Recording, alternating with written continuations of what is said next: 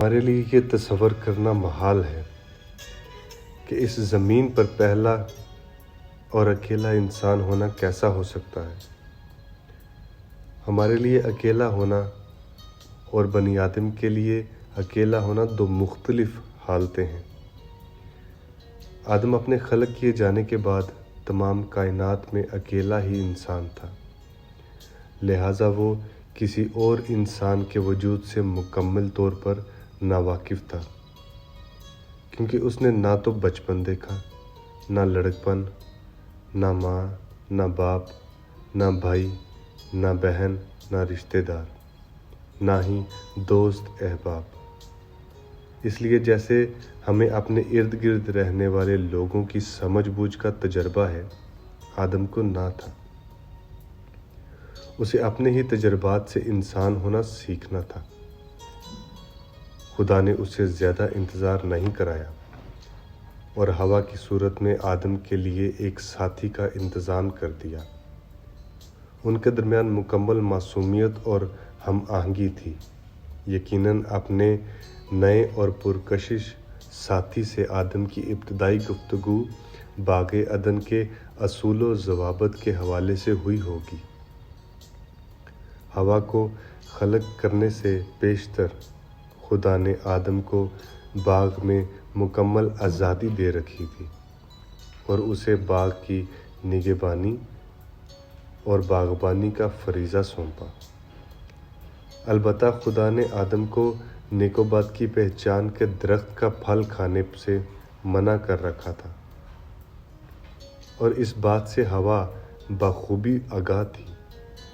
یہی وجہ ہے کہ جب شیطان ہوا کو بہکانے آیا تو اس نے شیطان سے صاف صاف کہا کہ اس مخصوص درخت کا پھل کھانے پر خدا کی طرف سے پابندی لگائی گئی ہے۔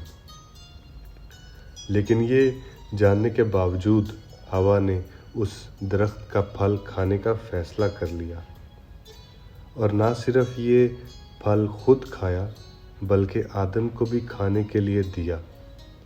یہی موقع تھا جب ساری تخلیق کی قسمت داؤ پر لگی ہوئی تھی۔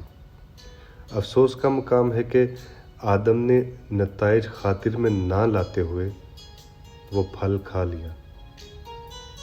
باغ عدن میں ہونے والی اس بغاوت کا نتیجہ بہت برا نکلا، اور خدا کی تخلیق میں سے خوبصورتی اور آزادی کا تصور چکنا چور ہو گیا۔ اور جس طرح شیشے پر پتھر مارنے سے ہزاروں کرچیاں سمیٹنا ناممکن ہو جاتی ہیں، اسی طرح آدم کی خدا سے حکم عدولی کے سبب انسان کی خدا سے ایسی علیحدگی ہو گئی جس میں بحالی کا کوئی امکان نہ تھا۔ تاہم انسان کے گناہ میں گرنے کی صورت میں خدا نے انسان کی بغاوت کے اثرات کے علاج کے لیے پہلے ہی سے ایک منصوبہ بنا رکھا تھا۔ کتاب مقدس میں یہ منصوبہ بیان کرتے ہوئے خدا کے بیٹے یسوع مسیح کے تجسم کے تناظر میں الہی ذات کے زمینی مشن کی طرف متوجہ کرتی ہے۔ یسوع کی گناہ سے پاک زندگی اور موت نے الہی ذات سے معافی کے طالب ہر شخص کے لیے معافی کا حصول ممکن بنایا۔ ہماری چھوٹی اور بڑی بغاوت ثابت کرتی ہے کہ ہم آدم کی نسل سے ہیں۔ ہمیں یہ جاننے کی ضرورت ہے کہ ہم یسوع مسیح کے وسیلے ہی معافی کے طالب ہو کر خدا کے بیٹے اور بیٹیاں بن سکتے ہیں۔ آمین۔